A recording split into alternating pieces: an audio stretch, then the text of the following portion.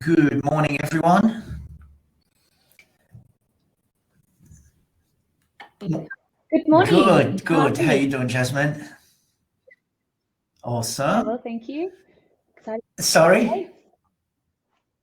Yeah, Excited for the session today? and we really prepared very well this time.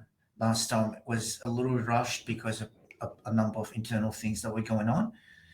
We've got Susan, a client already on the call. Welcome, Susan. Thanks for taking the time. Good morning, Susan. And yeah, we're really looking forward to it. Kira's been helping a lot as well. Big thank you to Kira and to yourself, Jasmine, to jumping on to help as well. So maybe we can have a little quick chat about the weather. No, I'm joking.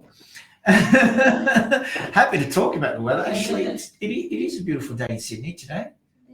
A little crispy in the morning, but gorgeous blue sky. So, we should be very, very grateful in the middle of winter to have a beautiful day like this. In Australia in general, 80% of winter is dry. In other countries, you get cold and rain every day almost in their winters, So, very good. Okay. Maybe we can move to the agenda, if you don't mind, Kira, and we can just take a look quickly. What we will be covering as people are jumping on. It's about importing the org chart for those clients who are thinking of purchasing the org chart as an additional module. Clearly, how do I bring my data in is a very important question. For them, it would be an important question for them as they are making this decision. And the idea is to show them how it's all autonomous. They can even do it themselves, let alone that we will absolutely help them with it and do it for them and all that stuff. But it's good for them to know what it would entail, in particular, what data they need to bring in. What's that data look like? And therefore, are they in a position to create that data? And the question, of course, it is, even if your system, payroll, etc., that might hold the current employee data.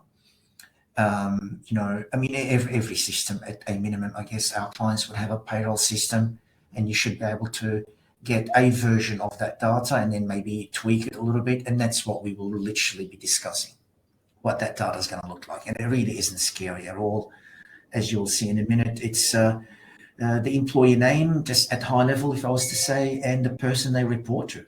That's it. And we will be able to build that hierarchical structure. I made one lie there. The employee name, their unique position name, and the person they report to. And that's it. So when we do that, what we do at the same time, we build three single source of truth entities. The first one is the unique position name. So a unique repository, what we call the position library. So all the unique positions from the Excel spreadsheet will be created in the position library. And then the second single source of truth entity that will get built on the fly as well is the employees. So the unique employees. And then the last thing that gets built is the org chart, which is really connecting those unique employees with the positions and the reporting line. And as you can imagine in here, the same person could be doing multiple positions in the business, so that one person will be created as a unique employee, but in the org chart, there will be multiple nodes reflecting that this person is now doing this position, reporting to that person. And that's the beautiful thing about it. It's very, very scalable in terms of catering for different business models and these kind of not straightforward things. We have been doing a lot of not straightforward stuff. So we've been extending the org chart data architecture as well as the corresponding import tool to be able to reflect that. So one of the things we're working on right now that we will cover as well is the ability to, maybe you want to have, well, we're creating the concept of a node that is not a straightforward node. It's a group node. It's like, think of it as a bucket, and you want to put multiple people in that node. And these people don't even have to be in the same position. So multiple people in different positions, all in that one node.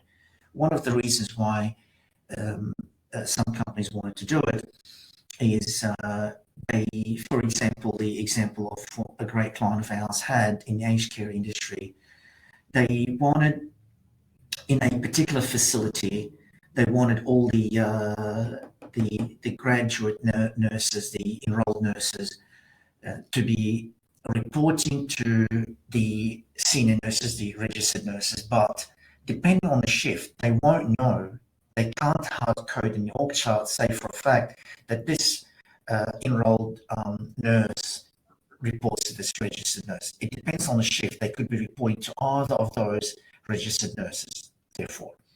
And so how do you reflect that in the org chart?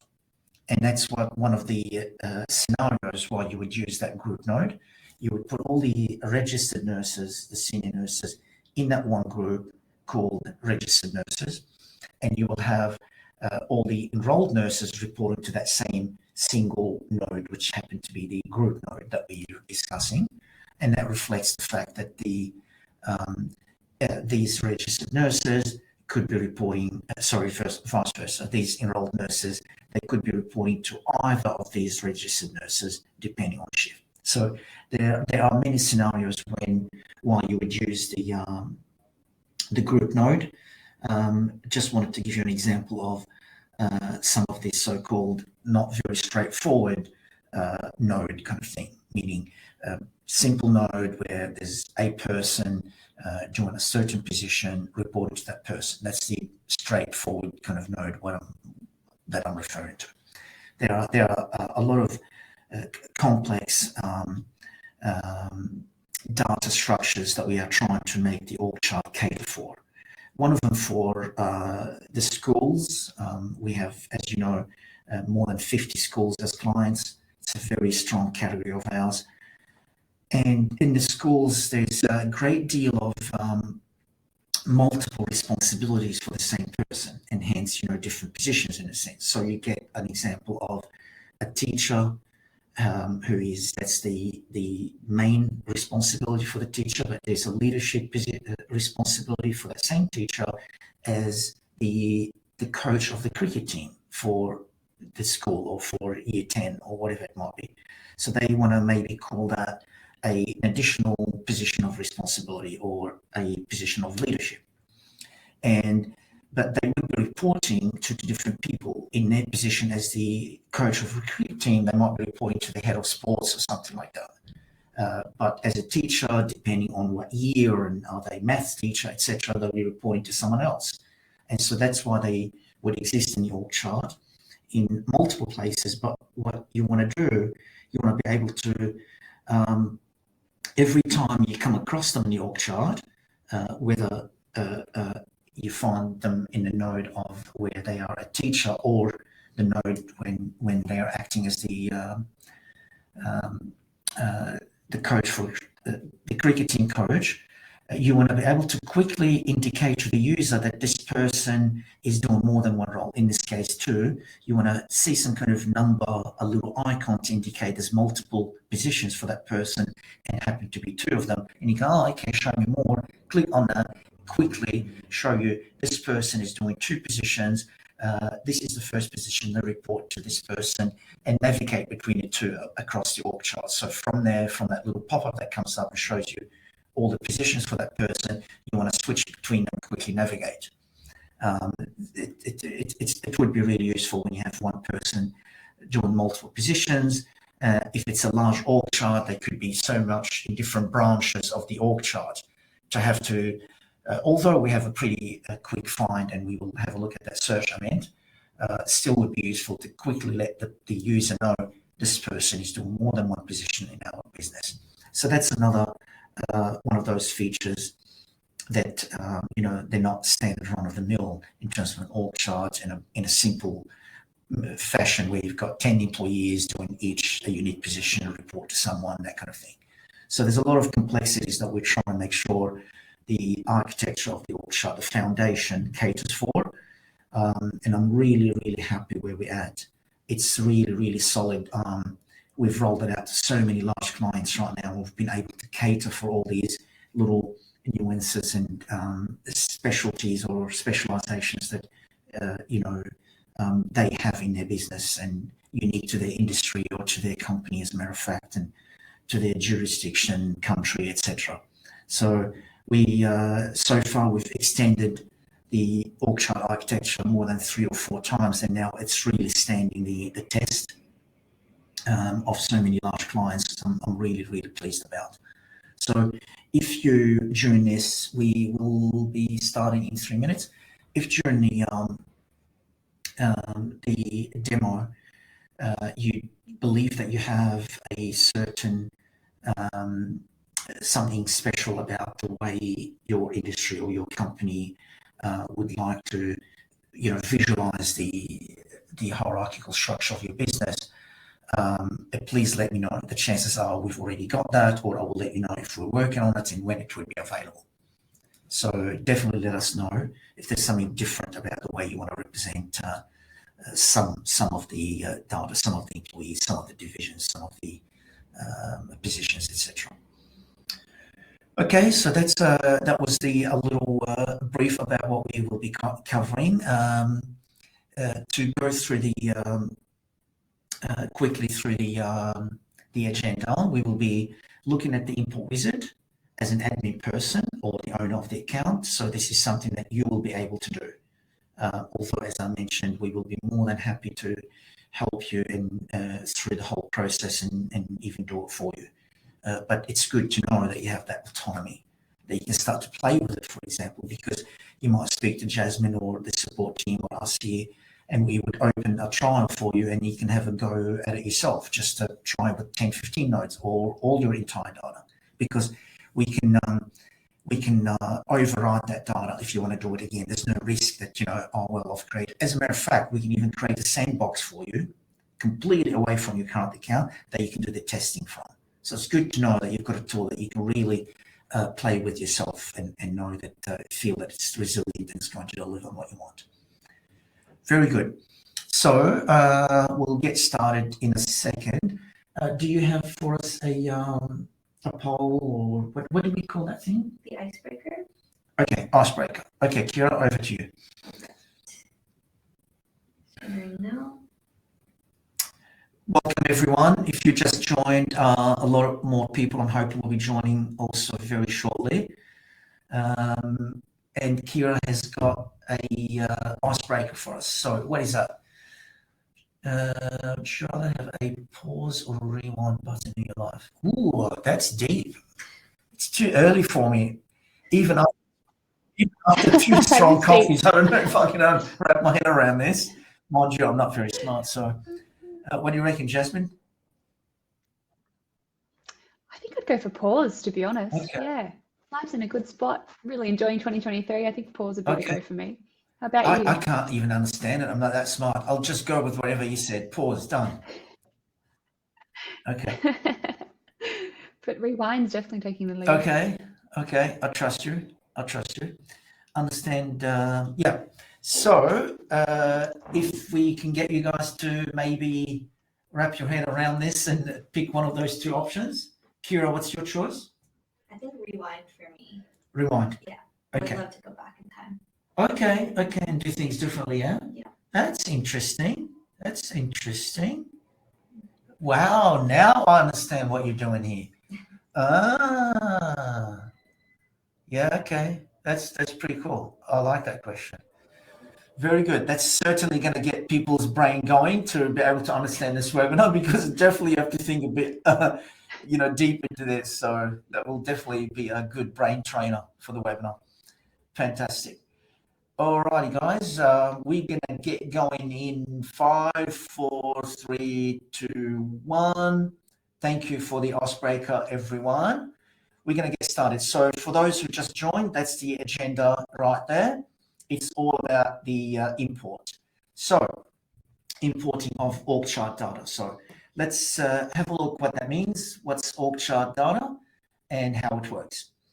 So the first thing I'd like you to know, this is a brand new account that I've created for this purpose.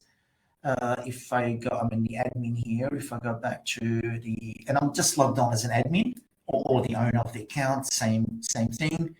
So, oh, I'm not sharing. I'm so sorry. Thanks, Kira, for the thing. How do I do that? Yes. Sorry, folks. I'm just sharing now. And pick a window. That's the window. Share. Perfect. All right. So I'm just jumping to this account, and I was saying this is a brand new account. As you can see, I've got no positions in the library. I've got nothing in org chart. I've got nothing under the employee database at the moment. So we're going to do the import. So if I go to the org chart here, if it's still brand new, you'll see the import right there. We created a quick shortcut for you, but nevertheless, it's a permanent feature here under the global settings for the org chart on the top left, and import, because you can import on top of an existing import and nothing gets duplicated. The unique employees will stay unique positions, so you can correct what you've imported or add more data. And that's what we need to have it here as a permanent feature. So let's click on import. This will show me, I've been doing some testing, as you can see, for the import to make sure it's all ready, and then I've deleted the data. So that will show you all the history of all your imports. Then I'm going to do, therefore now, brand new import, a new import. There's three options in terms of the data structure. Not much of a difference between them. Not right now. I'm not going to bore you with that right now. We will cover that later, but really the difference isn't any significant. I'm going to go with that middle one that says when from the data structure point of view, meaning to explain the report to person or let's say person or node. We're going to provide both the position name as well as the employee name, meaning the manager, we're not going to say general manager, we're going to say general manager, Jasmine. So as opposed to with this one here on the left, it's adequate to just say they report to the general manager. So this is designed for smaller companies, the one on the left here, whereby it's very, very, very unlikely the position of a managerial position, in other words, will be replicated. There'll be more than one general manager or more than one, another example, marketing manager or something. In a large company, maybe multinational, you can have marketing manager, 10 of those. Marketing manager US, but you don't, the position as a unique position is still marketing manager. If you're writing a job description, it's still going to be the same. You don't want to have to duplicate that, say, marketing manager US or marketing manager South Australia versus marketing manager New South Wales. It's really unique position marketing manager. Your position library should be unique, and therefore you would have to then tell us, well, which marketing manager Josephine versus marketing manager Kira. That's really the only difference. So we'll see how all that plays out. We will choose that option. What we do on here is a wizard, as you can see. We give you the opportunity to look at the sample, so you can download the sample, so you know what you need to do. I've already opened the samples here and entered some data in it. The sample just comes with the column names, and we'll go through all of them and the sample data that we just typed, Kira and I, this morning. So that when you download this file here without having to open it, it's really the same. It shows you just the columns that you need. What we're going to do, I'm going to ask the developers to maybe upload this at the end of the session, because it's better to see some data in it as opposed to just the column names. The data really connects the dot. Oh, is that what you mean by the position name? Is that what you mean by the blah? In case some of these column names could be sort of borderline, doesn't mean this, doesn't mean that. Nevertheless, at the moment, when you download that file, to recap, it shows you just the skeleton where it's an empty spreadsheet with just the column names in it. So that's great. We're going to now upload a file.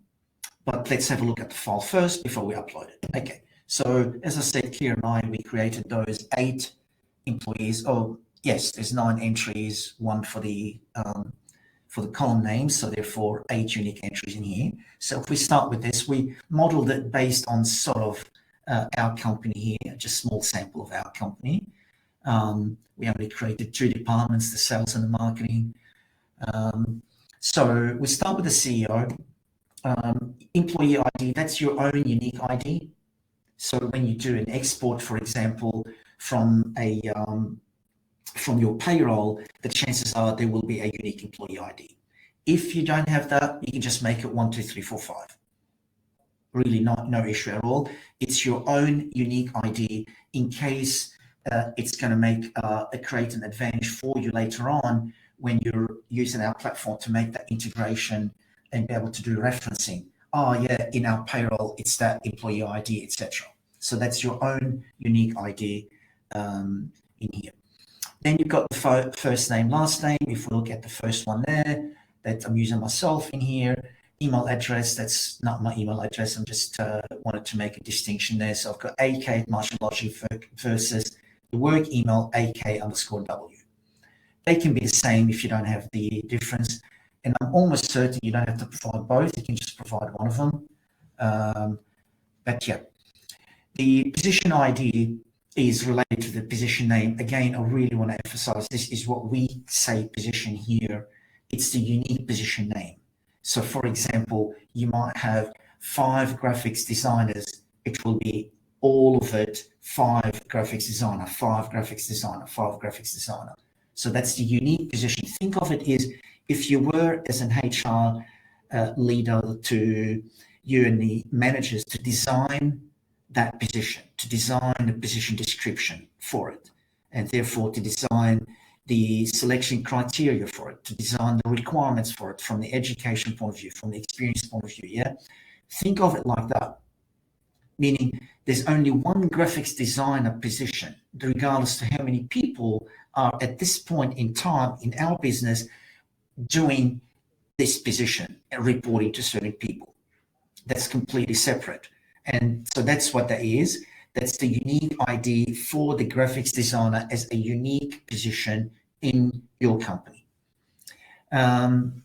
So we come back here. It's position ID is 1. Again, this is your own position ID. You have an opportunity if in your world at the moment have an ID to identify that unique position, then you have it in here. At the moment, I just put in here 1, 2, 3, 4, 5. So we keep going with this first row to finish it.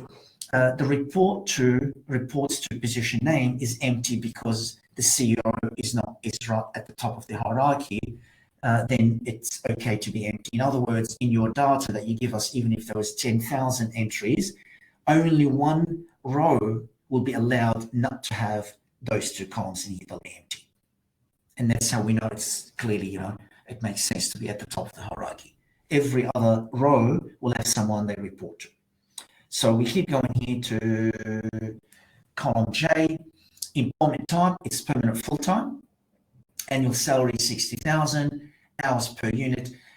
If you've used already the in the platform the agreements and the remuneration, which we call it the engagement, you would understand those things, and that's the exact thing that we use, permanent full-time with a dash between it, etc. And hours per unit is, if it's full-time, what would be the hours? So even if it's part-time, as we will see, we have an example for part-time, you still say 38, but then you indicate, look, it's they're going to be doing 20 hours per week, or the FT is the equivalent 0.6, 3 days per week. That's separate to what this is. This is for the full-time equivalent, in other words. So 38 per week, hours unit type, that's works with that, correspond to that. It's per week, 38 hours per week, as opposed to 76 per fortnight. You could enter it that way. You go to the next column, percentage of full-time, it's 1.0, because it's a permanent full-time. Hourly rate is not relevant, because that would only be relevant if it was casual or a contract. So it's empty. contract duration is empty, contract duration unit is empty as well, because this is a permanent full-time. Let's go to row 2 to make sure it makes sense. Here, got Janine. I'm sure a lot of you know of Janine. She's our sales manager. And that's the usual thing, as I said, the employee ID, internal to you, unique ID for this employee.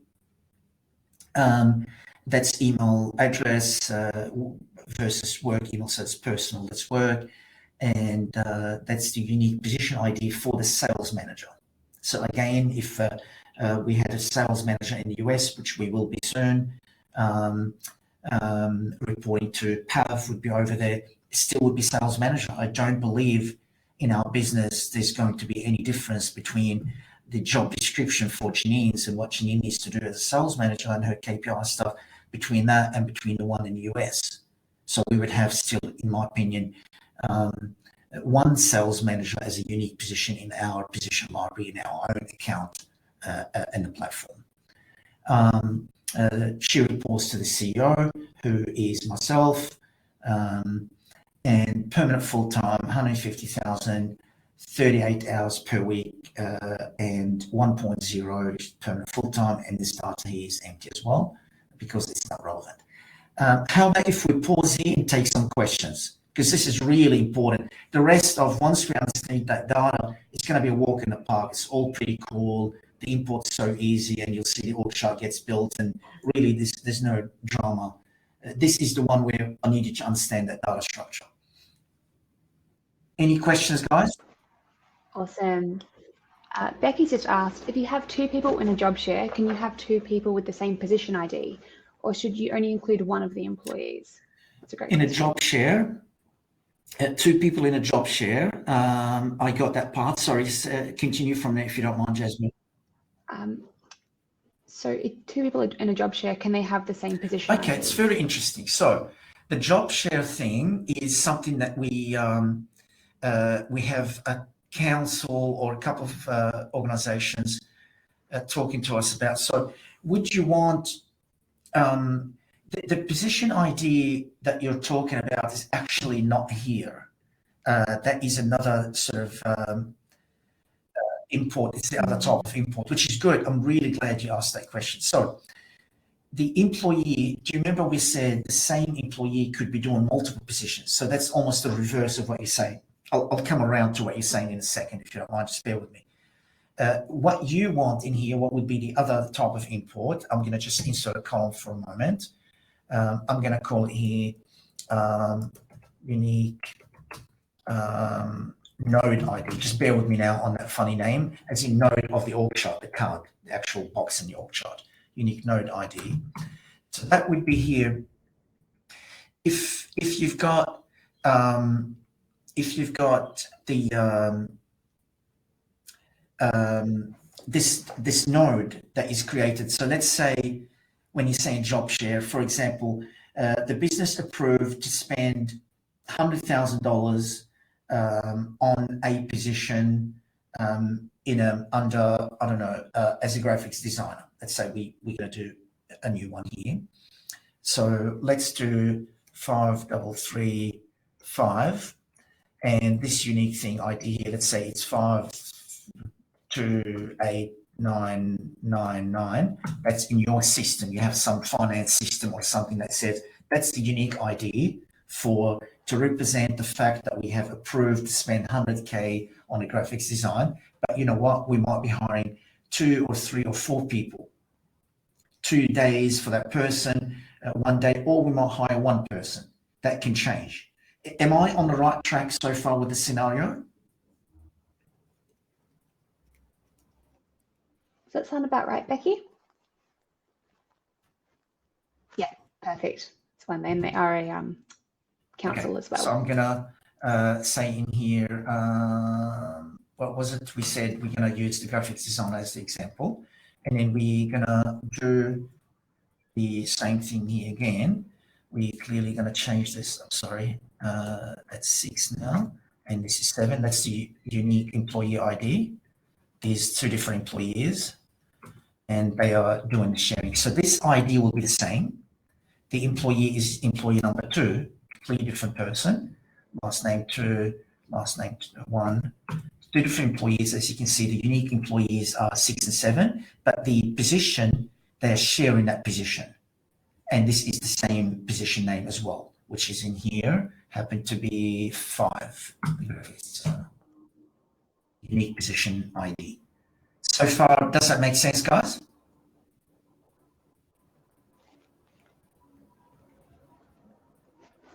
Cool. That's spot on. So this is how you'll be able to import it. And there's a very interesting innovation that we're about to release literally either tonight or on Tuesday night that will help you with this even further. So this is what the import would look like. But what we created is, maybe it's better once we've got a visual thing, once we've imported this basic example I'm doing, and then we can explain it better. But nevertheless, quickly, we created the concept of a group node instead of being a node that will hold one person. Although, yeah, let's park that for a second. But you can have a group node. That means you can have one or more people to be in that node. And that's how you're able to have multiple people in that node, and that node will have that unique ID to link that with your finance system. The fact that this unique ID represents $100,000 budget, whether I'm going to have 1 or 2 or 3 or 4 people in it. This is how we're going to solve that problem. That group node that we're working on is solving a few different problems. We're at the moment inventing it for a great client of ours in the aged care industry, and we understand that's used a lot, whereby this scenario that I can share with you, you have in a particular facility, multiple enrolled nurses that could be reporting to a number of senior nurses, registered nurses, depending on the shift. So you can't in the org chart, therefore, hard code the reporting line between the grad nurses and the senior nurses. So what you want to do, in that group node, you create a group node and you call it registered nurses, and then you put 1, 2, 3, 4, 5, 10, 100 in that bucket, in that node, and then you have all the junior nurses, the enrolled nurses, all of them reporting to that node, indicating that they could be reporting to either of the people inside that node, depending on shift or whatever the circumstances, the reason why. And so that solution is what you will take advantage of for this purpose.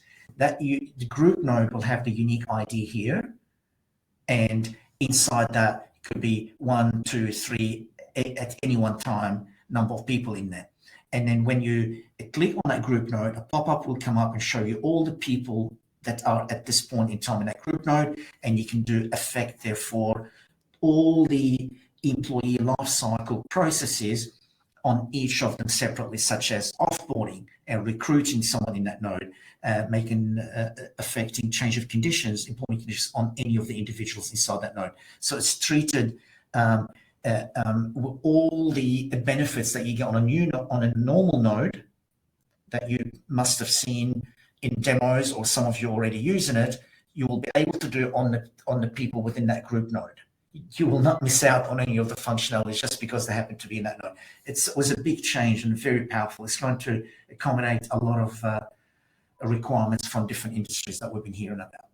So if you'd like to have a chat after this, specifically on this, as I said, we'll create any of you guys that want to, after this, if you reach out, we can create even a sandbox for you, a brand new account that you can play with to bring data yourself and do the import, knowing that you can just clobber it, meaning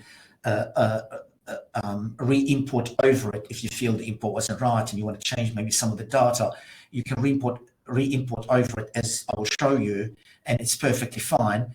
If that employee is unique, you don't end up duplicating the positions, the unique positions, or the employees. So you can test with it. It's really, really powerful, and that's what we will show you in a minute.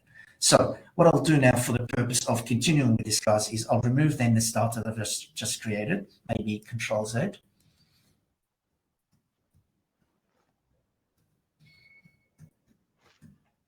Perfect. And that column, we don't need it. Perfect. So this is the sample data.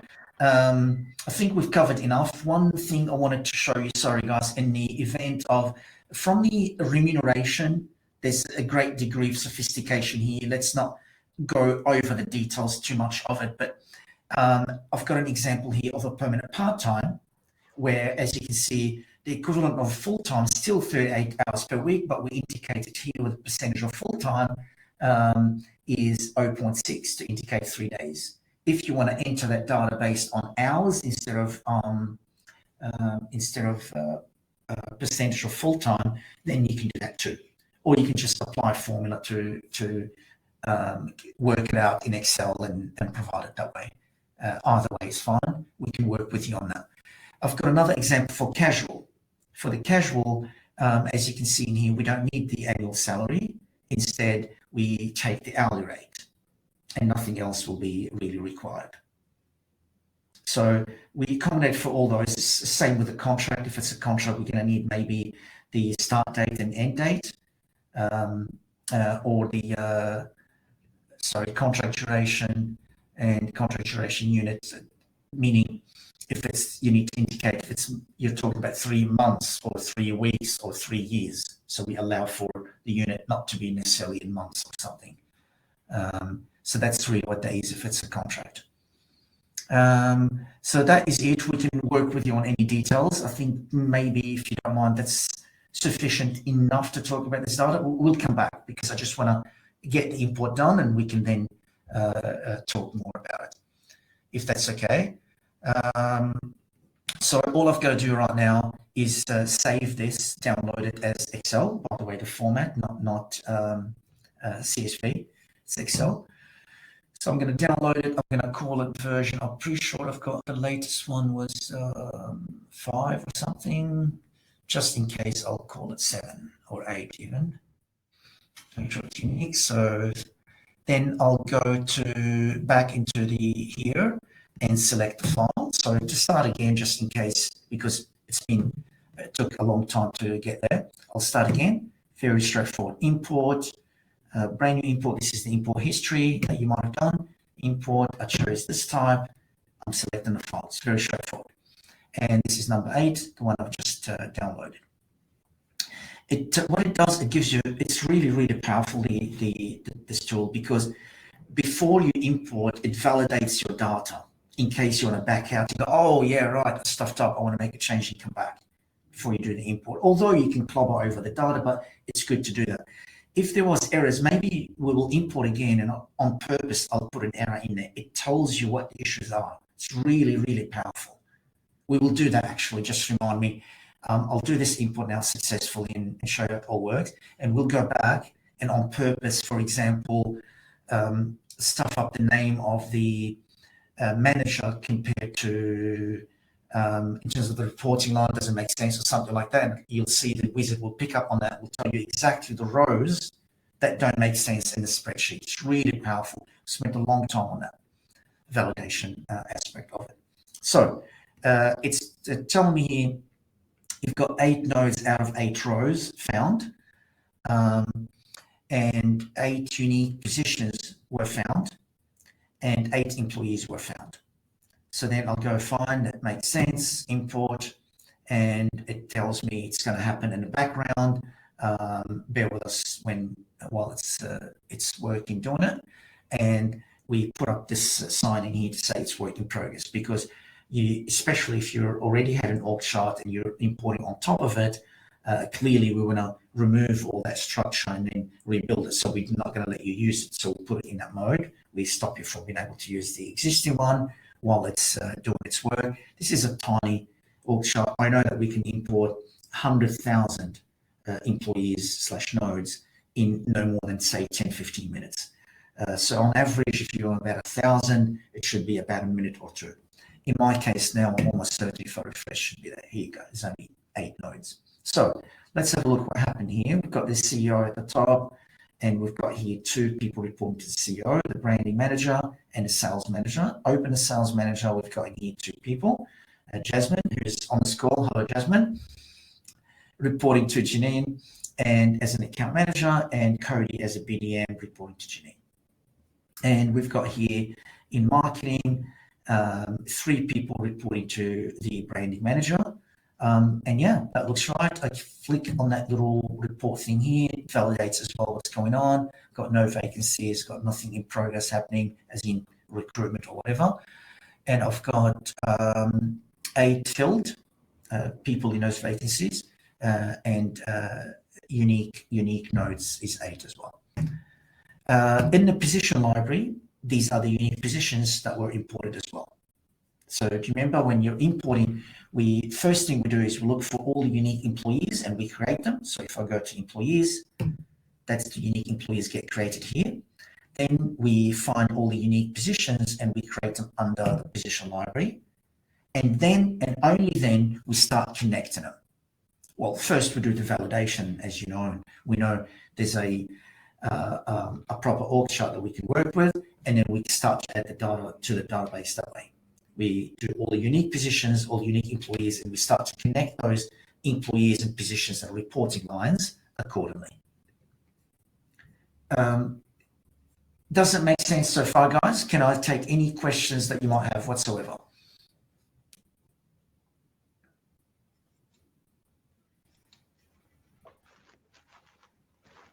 Do you like it so far? Can I get, I'm sorry, Jasmine, to talk over you. I was going to say, even if you have just some comments, feedback, as opposed to specific questions would be appreciated as well. Sorry, Jasmine, go ahead.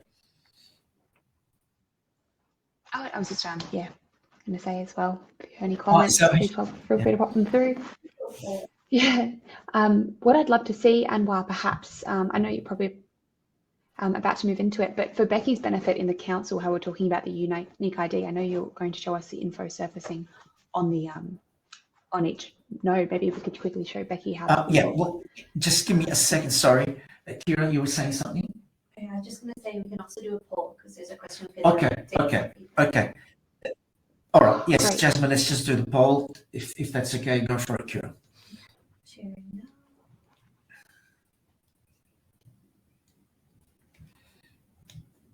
It should be done.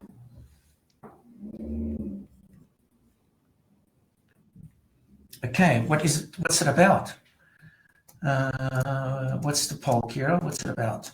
How do you create or maintain your org chart? Okay, how do you maintain your org chart?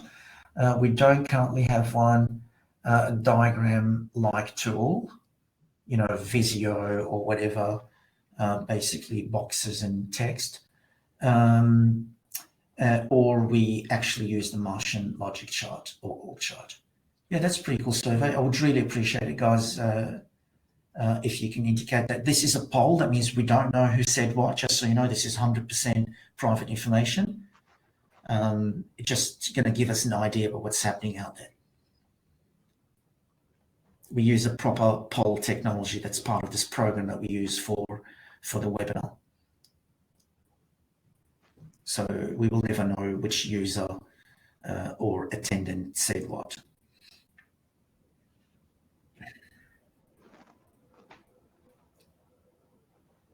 If you can please indicate something there, guys, I would really appreciate it. It's an important feedback for us. It guides us through our development program and what to do next and what to work on next. This feedback is very important for us. Okay, a few people haven't probably done it yet. I'm going to give you 10 more seconds. I would really appreciate it, guys. As many of you, that would be really, really appreciated. Just indicate where you're at the moment. As I said, this is private information. We won't know who said what. Okay, thank you for your time. Really appreciate it, guys. We'll jump back. Jasmine, thanks for the suggestion that you made before. I think maybe we can take this offline. I think it's a lot better. We can, as I said, create even more than perfect. happy to set up super quickly within a day or two a sandbox where they can play with that themselves very confidently and see it, as opposed to just talking about it. Perfect. And Tanya's just written in as well, just to confirm. She'd like to know if all org chart positions need to be created in the positions library manually before doing the org chart upload, or does the upload No, create no, these I'm positions? so sorry. during the That's upload? exactly what happened. You might have joined maybe a little bit late. Yeah. Forgive me if I'm wrong on that, but just to explain, when we started this, when I started demo, I've gone into the position library and showed it was all blank in here. There was nothing. I've made the point, and there was no employees. That was blank as well, and the org chart was blank. And so, to answer your point, therefore, and as I sort of concluded before, how the import program works, we do the validation first to make sure this is a valid org chart. The data it's got integrity in terms of every person's got a reporting line, and that reporting person exists. All that, so we validate to make sure it's not broken. Once we know it's all good, we can import it. Then what we do, we take the unique positions from here, in this case these are, and we create them in the position library. So this is what you are seeing here. Just going to quit this. I was getting confused which one. I've got two windows open of the same thing. So these positions, as I said, that page was empty. That just got created during the import. So we create the unique positions, then we create the unique people, employees, and then we connect them to build the org chart. So three things at high level, although 100 things happen, but at high level, three things that takes place here, meaning the import wizard does three things. First of all, creates all the unique positions, then all the unique employees, then connects them in the org chart based on the reporting information, the reports to data, which is this, reports to position name and reports to person. That's what it tells us who reports to who. So that's the third thing that happens, the connections to build the org chart. Does that answer your point? As a matter of fact, while we're here, I know there might be another question, but just if I may take a second on this as well, we even have if you go to the position library, we've got import tool in here. If in the future you want to import a bunch, I don't know why you would use it, but some of our clients used it because they had a lot of positions prior to want to start to adopt the org chart. They want to use the org chart, but they already had a lot of positions, and there was a lot of positions that weren't unique. They wanted to tidy up the stuff. So we created two things in here. First of all, this tool removes any duplications. And don't worry if any of those positions that the tool here will remove, if they've already been used, we keep the history. In other words, we don't actually delete anything. We flag that this position now is no longer will be used because it's a duplicated. There's another one we want to use. And therefore, we're still able to show you, when it was used, existing people flagged with it, etc. It will all be there. Nothing will break, in other words. The other tool is the import. So let's say you want to tidy up your position library. Maybe not even for the purpose of the org chart. Right now, you're not using the org chart. You don't want to use the org chart, but you want to tidy up your position library. You've found that people have, as you know, we created a lot of tools okay, I'll explain what I mean. This is really important, guys. You're going to find it very useful.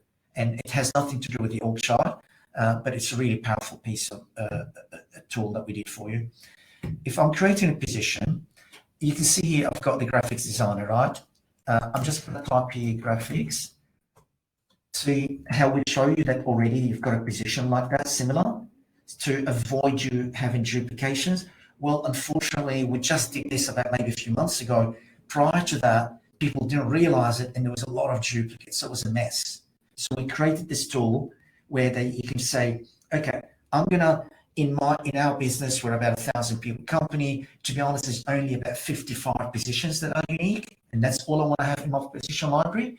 You create that in a spreadsheet, and you import it. We will remove everything, and you end up with only that 50 unique positions. Mind you, if any of those unique positions already exist once or multiple times, we will make sure we keep one of them anyway. It doesn't really matter. You won't lose anything. It's 100% safe.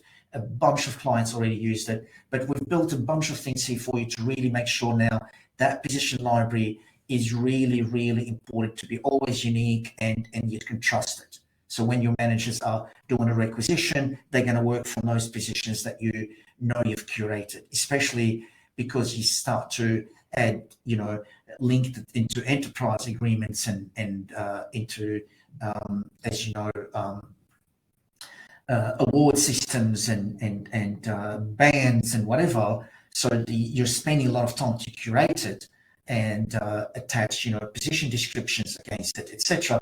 You don't want the manager to go and create a new one just because they didn't realize they exist. And we've made sure there's so many, we're catching those, and there's less and less of possibility of that happening. And so for you to be able to want to start to invest into doing that, I'm not sure if anybody on this call doesn't know what I'm talking about with the link in your position into an agreement, predefined agreement. I don't have any here, this is a brand new account. But anybody doesn't know what I'm talking about here? So in the under the org chart, there's agreements, and that is available for you if you don't have access to it, and if you're paying for recruitment and onboarding. This is available for you at no cost. Only the org chart is an additional module. You using the position library and the management of that, that's all we're giving that away as part of the recruitment and onboarding, and we're helping people to upgrade to it. So just super quickly, under the agreements, you can build, for example, an award. Award A created, and under the award, then you can build a job family, multiple job families, and I'm going to put in here, what would that be? Food and beverage attendant. And then in here, then you can add multiple pay points. Or it could have been a band system where you say it's a band, and for when you're entering in here, you're entering the minimum max. So it's a band. So your own system for banding versus an award system, an enterprise agreement that caters for all of the above. So you capture your data here, and then you link your positions, those unique positions, to where the money is going to come from. Whether it's a min and max, or whether it's multiple levels, level 1, 2, 3, 4, 5, etc. So I don't want to too much, steal the show from the org chart and talk about this. But what I was saying before, it's going to be difficult for you to justify you investing in creating all that information, curating, in other words, investing the time to curate your position library, if that position library is not almost sacred, meaning it's going to be unique, and the investment you're going to take to curate it properly, enter all this information against it, it's not going to just be wasted because the managers are going to pick up another one that sounds the same or a duplicate of it and start to use it, and none of that stuff that you're enforcing here and pre-populating already is going to be then used, meaning visible to the execs and then guiding the recruitment process. For example, when you go to make an offer, it's going to show you for this position, it's between 60 and 70. That's what you've got to do. We're going to force you to choose between 60 and 70, for example.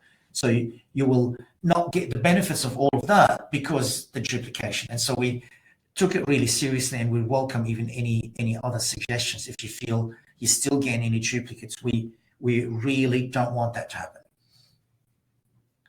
I might have overkilled that point, but I hope this was useful anyway, guys. And please reach out if you really have what you want to tidy up the position library and start to attach position descriptions against it and all that. But you're not sure how to make sure it's unique and how to use the import and all that. We would absolutely love to give you a hand. And so this has nothing to do with the org chart. I'm not trying to sell you anything here, what I was talking about in the last 5 minutes. It's important for us to know that all clients, the HR team takes pride of that position library. They trust it, and they can start to curate and add data to it.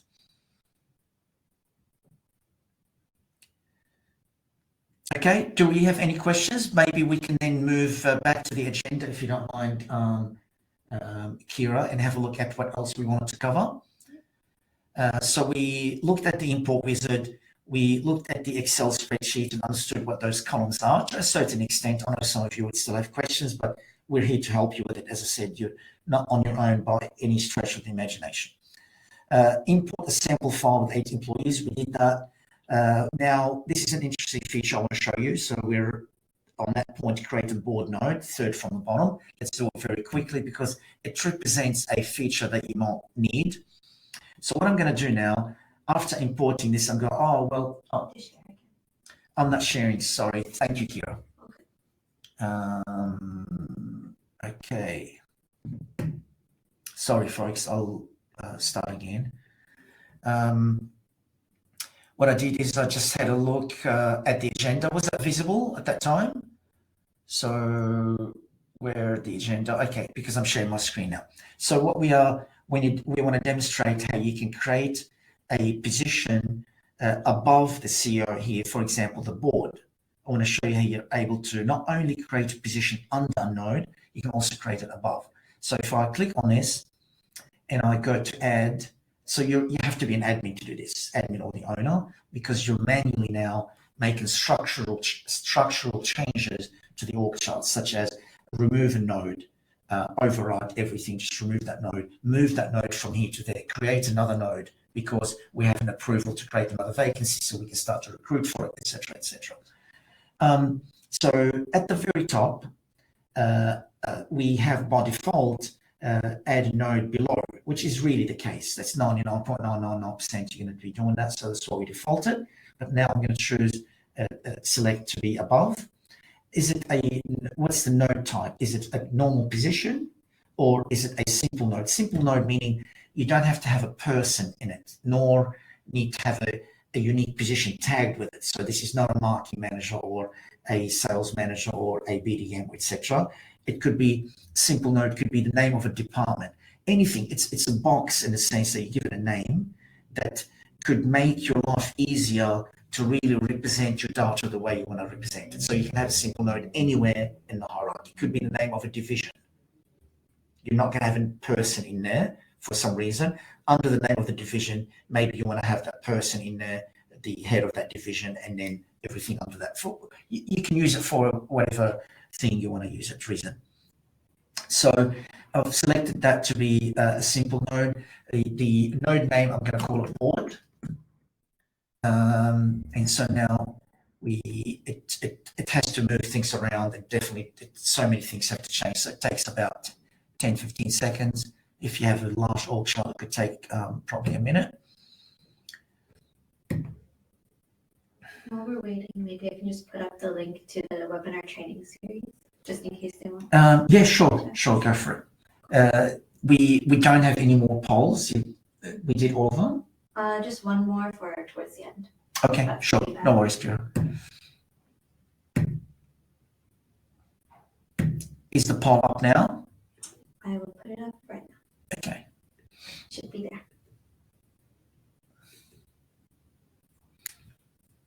What's the poll? Jasmine, someone going to take us through it, please? Kira or Jasmine? Thank you. Yeah, so on a scale of 1 to 5, how likely are you to recommend this org chart software to a friend or colleague? Again, it's completely anonymous. We'd love to hear back from you. Thank you.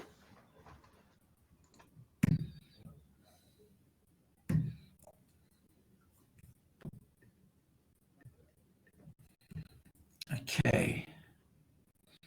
So am I still sharing my screen? Yeah? Mm-hmm. Cool. What's that thing on the left? It's taken up some of the screen. Is that only for me or also people that are restricted in their views now? Yeah, for everyone, they just close it. They can close it if they want. Okay, cool. I'm going to close it as well. Thanks for that, Kira. All right, so now you can see my screen again. I'm just, it's taken a little bit of time here to do the move and restructure everything accordingly. A little unusual. It's a lot quicker only for such a small org chart. Bear with me, guys, for 10 more seconds, I'm sure, not more than that.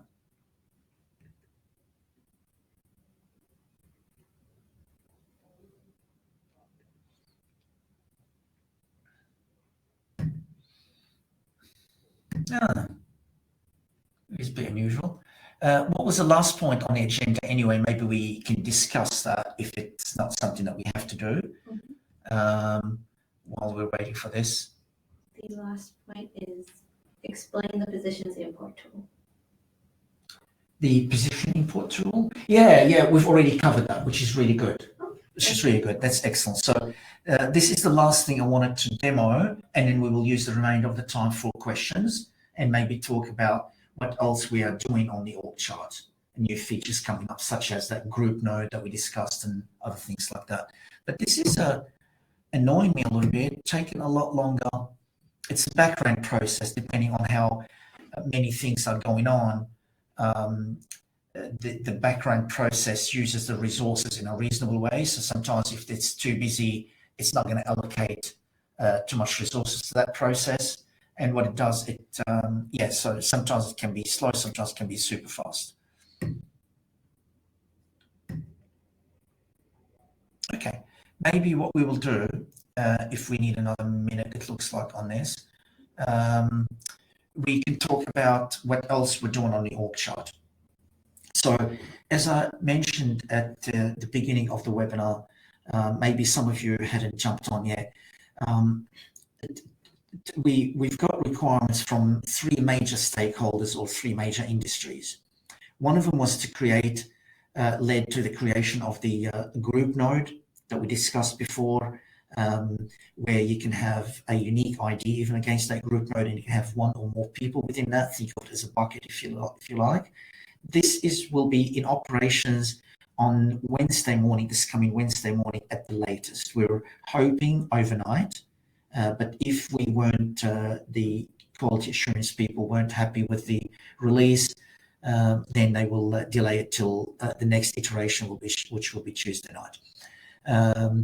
It's in staging already, playing with it, it's looking great, 99% ready. The next piece that we are doing would be coming from the schools as stakeholders, where they would like to reflect that if they have a teacher that's doing an extra responsibility, they want to be able to, first of all, customize think of it as a drop down to flag against that teacher that this is their normal job. So being a maths teacher, for example, they want to flag that to be the normal job or the normal responsibility, whatever the language is. Every school seems to have their own sort of language, how they reflect that. But then you find a teacher somewhere else in the org chart because they will be reporting in the other responsibility, which is the coach of the cricket team. They'll be reporting to the head of sport, different node completely, different position, but also you might want to indicate underneath that this is a position of responsibility, right? So we will have a drop down for you to decide what you want to have those options called: position of responsibility, or simply a POR to indicate position, and then position of leadership. You might want to call it that, or want to call it a POL. So as you know, every school might want to call it differently. So you'll customize the options in that drop down. You'll be able to flag it whenever a person is doing more than one position, or even the same one position, you might want to flag it. So it'll be available to be used on any of the nodes in the org chart. So whenever you come across that employee in the employee database, or in the org chart in particular, you will know that's their normal responsibility position versus this extracurricular or extra responsibility that we're giving them. As well as to indicate in the org chart when you come across that person that they're doing two things, and you click on that little circle that says 2 or something, shows you the 2 positions. Could be 3, 4, 5, whatever that is. So that's next coming up as well from the org chart development point of view. The ability to import also for the schools. We have in particular a school that we're working with. They want to import the data when they're importing in this import here. If we look at the spreadsheet, they don't want necessarily to put in here the actual dollars. They want to basically to say this is level 1 or level 2, which is in conjunction with what I discussed before. So they build the agreements in here, the awards or whatever it might be, and they've got the levels and everything. So they want to, in the import, refer to the same levels in here to say this is level 1 or whatever the terminology is that you guys use or a particular school might be using or the industry. So that's something we're working on to be able to allow to not put the numbers, but rather the corresponding level that reflects what those numbers would be. One more thing that we have done in the award, I would like to maybe create one quickly, at least one, to just so we know what we're talking about. So if I create here primary teacher, and it's 38 hours per week, or I can change it to 76 per fortnight. I want to enter pay and salary, yes, and I want to pay points, yes, as opposed to a band. I want to add 2 levels. I'll just call it level 1, and hourly rate is 50, casual 75, standard salary is 90,000. I don't know if any teachers might be on this call. Sorry, guys. I don't know how much a teacher earns. Please forgive me. Level 2 is, I don't know, 70, and this is 85, and this is 120,000. And so if I save this, so now we have a particular award that has one job family at the moment. You can add multiple job families, and every job family will have different levels. So we also did an interesting tool here to do bulk update. If you want to increase this by, say, 2%, then you can just do it like that very quickly. Confirms this is what you want to do, updates it, and the rate's all been updated now in here. So that's an interesting thing. So that's what I'm talking about here. When you're in a position, then if I have a teacher, I don't have a teacher, I'll just create here maybe a graduate teacher, maybe there's such a thing. Oops. A graduate teacher, and I'll create, I'll link it into that agreement. It's an employee and it's a predefined agreement. It's the award A. Should have come up with a better name for it, forgive me. And I'll say it's only level 1 because it's we specifically said graduate teacher. We only start them like that, and we only hire them as part-time or full-time. So I'll do the, so that's the curation that the HR team does that I'm referring to. That's it, it's all ready to go. So now the managers will have full visibility about what this is like. They don't have to touch any RAM data. I close this, I can create another teacher being maybe senior teacher, and I will link this with level 2. Or you could have just a teacher and link them with level 1, 2, 3, 4, 5. That means depending on the experience, we will decide whether they will be level 2 or 3 or 4, and that happens in the offer approval. A lot of you already using that feature and know about it. Just for those who don't, I'm explaining it, guys. So we will say, instead of saying both, you can't really, depend on the experience, you can do it at the end. So just to show you, also full-time and part-time, we don't do casual, we don't do blah, blah, blah. So you're actually enforcing those kind of policies that at your school or your business do, how you do things. So we've created those positions, we've curated it from that point of view. We could then go in here, attach a job description against this. That means we will stream that job description for you in the during a requisition. We make that available to the execs and to the managers, but also we stream it to the candidates when they are applying as part of the application form. We created convenience in there, a smart custom field called job description. You just add it to the form, and automatically it's going to know, because this job is linked to that position, I'm going to grab this file and I'm going to make it available to the user when they say view it to the candidate. So there's a reason why you might want to have the job description in here. We're also working on streaming it also as part of the onboarding in the pack.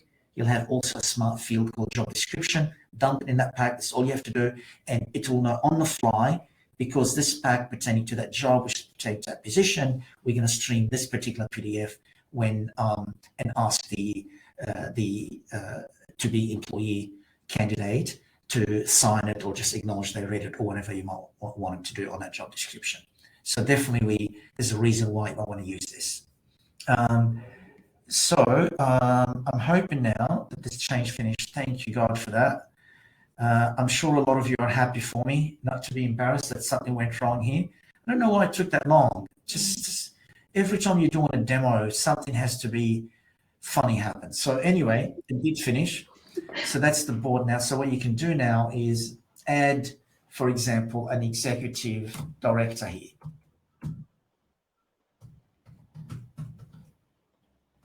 So I'm creating that position on the fly because we don't have it. It wasn't part of the import, yeah? And maybe 2, 3 people on the board, 5 people on the board. I'll do it straight away on here. So now we've got under the board the executive directors and the CEO at the same level, and the rest of the employees, all of them still report to the CEO, under the CEO. So you might want to use it for that purpose. The other feature, the last one I want to show you, just to get you to understand, it's really, we built so many tools in the org chart, and I am selling you here. This is 100%. My job is to explain and sell the features that we've been working on for the org chart. I'm really proud of it. It's just beautiful, beautiful product. It's got so many functions now. You'd be really surprised. It's very, very mature. I mean, whether it's the export or whether it's the share, a bunch of things I want to show you. We've got 3 minutes. Let's see how we go. If I go, okay, I want to share only the marketing team for that branch with someone. I click here, I click on share, and I generate a link in here. I can then click on that. It's copied in here already because you click on it. It's copied to the buffer, and then you email it to whoever you want to email it to. If you want to, for example, the whole org chart, or only maybe the employees, or the whole org chart, click on this, and you want to share that, but you want to have an iframe on your intranet. Yeah. You copy this. This is the actual iframe, as you can see, what you call the embedded code. Just like a YouTube video, you get the embedded code, the same thing. HTML of the world, it's called an iframe. So YouTube didn't invent that. So the same thing, you copy it and then put it somewhere in your whatever tool you're using for your intranet, and you should have an instant org chart. The org chart also is very customizable in terms of what information you want to surface on the node.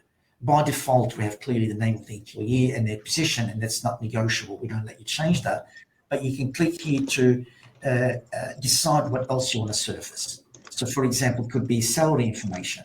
However, when we do the sharing, none of that is available.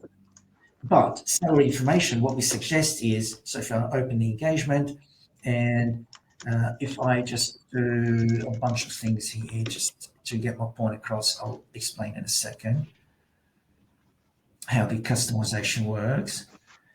Final salary, where's the salary? Okay, so we can see here, this is what we wanted to surface on the node, but clearly because of the limited real estate, we only display on the node 3 things on top of the standard stuff, the 2. There's only room for 5 things, yeah? And the rest, however, if I save this, that you deem important, would go under a little thing in here. There's no data in here, so it's okay. Come up here. That is not just for that node. That's across the board. We've done the customization for all the for everyone. Sorry, what's going on here? Let me just refresh.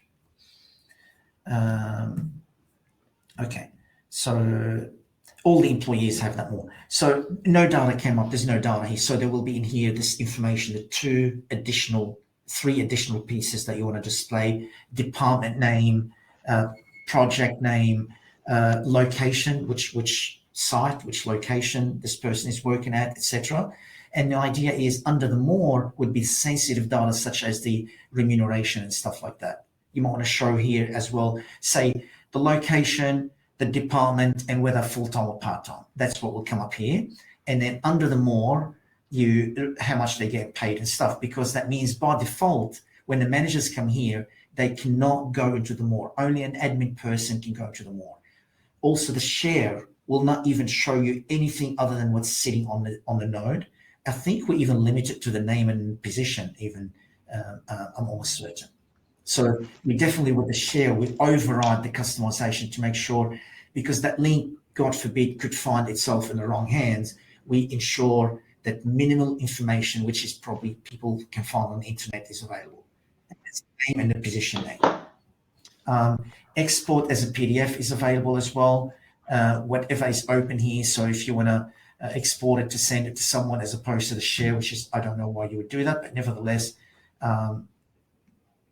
then you can export whatever you have open gets exported. I don't know why it's freezing like that. What was that all about? So whatever you have open, you click on the export to PDF. You've got export as well as Excel. And you've got really a lot of features. One of the things I want to show you is the move of an entire branch. So again, only admin or owner can do that. If I go back here, also under the employees, I don't know what that was, the file selector thing. Something's going on my laptop. I think it's just too slow or something because of the sharing, and there's a lag. So forgive me about that. I want to move. I want to create a marketing manager because Eddie at the moment is acting as the marketing manager. We want to hire a marketing manager. So I'm going to add a quick note here called marketing manager. And we don't have one. I'm going to create it on the fly. And where's the marketing manager?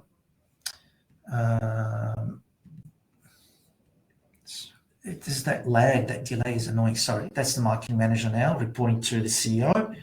Then what I want to do, I want to move Eddie to be reporting to the marketing manager. So it's going to move the entire branch under Eddie, all of those nodes to there. So click on that node, go into the cogwheel there, click on move.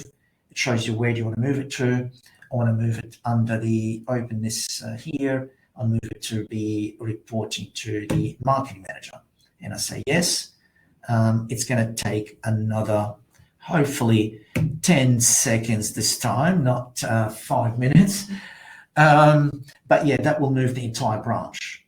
So we built a lot of admin tools for you to, as an admin person, refine and fine tune on top of the import if you could not get exactly what you want when you've done the import. But even going forward, it could be structural changes in the business. You can just do it that way, as opposed to one at a time, or it becomes a nightmare to do. So there's definitely, in my humble opinion, a lot of maturity in this org chart, and I really would love for you guys to consider it, because it's the icing on the cake to finish that workflow from the beginning to the end. That was our dream 5 years ago, and it started to get closer to reality about 3 years ago when we began to work on the org chart. What we want is, when I start the recruitment here on this note to recruit for the marketing manager, it's going to put up the requisition form. It's going to have that information approved by the execs, in this case, the CEO, and it's going to allow you to start to recruit once it's all approved.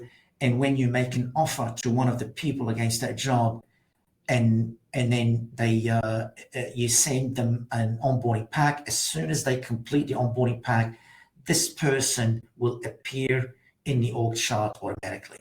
I'm just trying to cancel here. There's a delay on my laptop. Everything is just delayed. I'm not able to click on the cancel. Give me a second. I think it's our Wi-Fi. Is that what it is? Mm-hmm. Kira thinks it's the internet. Our internet is not the greatest at the moment. Nevertheless, you get my point. So that marketing manager was a vacant position. I started the recruitment process. As soon as once that is finished, the person signed their pack. At that second, instantly you refresh this org chart, and then you will see this person, James Bond, appearing now as the marketing manager in there. And even if you already had their picture in the during the recruitment process or whatever, their picture even will be there. So that whole thing of having an org chart to be live, and therefore what we mean by live, up to date all the time, because you're hiring and firing from here, because that's how you offboard people from here, you recruit people from here, you make a change of conditions from here, you move people around, which is cross-boarding, all from here, so it stays up to date all the time. That was our dream 5 years ago, and it's here right now.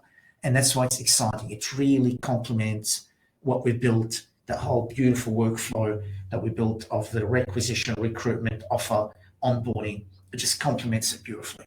And it also provides that perfect segue into the employee life cycle, the properly to be able to do the change of condition and the offboarding.